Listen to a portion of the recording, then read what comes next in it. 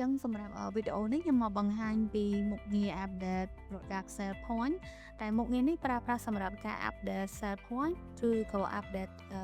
star សម្រាប់ item នីមួយៗដែលការកំណត់ហ្នឹងគឺអាស្រ័យតាមការ config មានន័យថាយើងមានការ config ពីរដែលអាចប្រើប្រាស់បានទី1គឺ update item by percentage ទី2គឺ update item by fix point ចឹងកន្លែងនេះដែរខ្ញុំសូមធ្វើការបង្ហាញទៅលើលក្ខខណ្ឌ update by percentage អូខេអញ្ចឹងដើម្បីធ្វើការ update sale point by percentage បានយើងចូលទៅកាន់មុខងារ marketing and loyalty បន្តមកទៀតយើងឃើញទៅលើពាក្យថា update product sale point កន្លែងនេះអញ្ចឹងដោយសារតែខ្ញុំមិនសិនថា update by percentage ព្រោះយើង config មកគឺបានតែមួយក្នុងជម្រើសហ្នឹងទេបើយើងប្រើជា fix point កន្លែងនេះមានពាក្យថា fix point បើយើងប្រើជា percentage មានន័យថាវាបង្ហាញជា percentage ចឹងទៅពេលដែលយើងចូលមកដល់យើងអាចធ្វើការ update ដូចជាមួយនឹង price ផ្សេងៗដូចជាមួយនឹងការកំណត់ price level ដែរ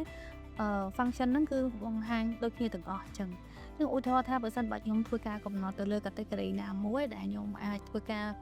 កែប្រែភាគរយ sale point របស់យើងអញ្ចឹងខ្ញុំឧទាហរណ៍ទៅលើប្រភេទ beverage ហើយខ្ញុំ filter មកអញ្ចឹងទៅពេលដែលយើងធ្វើការ filter កន្លែងនេះដែរគឺយើងអាចធ្វើការកំណត់បានដោយសារតែវានឹងបង្ហាញថា current sale point ជាមួយនឹង current update star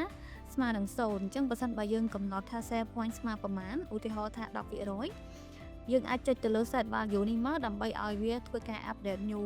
sale point កន្លែងនេះបន្តមកទៀតបើសិនបើយើង upgrade star ដែរយើងអាចដក 10% ដូចគ្នាដើម្បីធ្វើការកំណត់ថាមាន new sales upgrade star ហ្នឹងស្មើនឹង10ដូចគ្នាប៉ុន្តែបើសិនបើយើងធ្វើការកំណត់ជា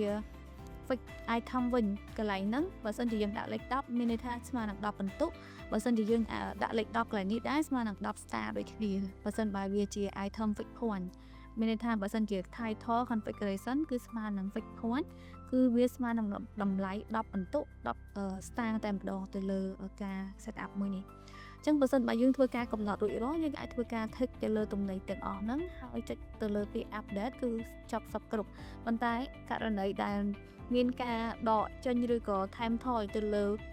ទំនិញដែលទទួលបានក្នុងលក្ខខណ្ឌបន្ទុកឬក៏ star ផ្សេងគ្នាអាចធ្វើការ download template ហើយធ្វើការ import ចូលមកវិញបានហើយរបៀបដែលធ្វើការ download និង import ហ្នឹងគឺស្តៀងគ្នាជាមួយនឹងវីដេអូផ្សេងដែរដែលបានធ្វើការបង្ហាញ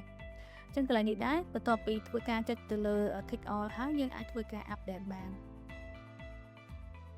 អញ្ចឹងសម្រាប់ការបង្ហាញខ្ញុំមានប៉ុណ្ណឹង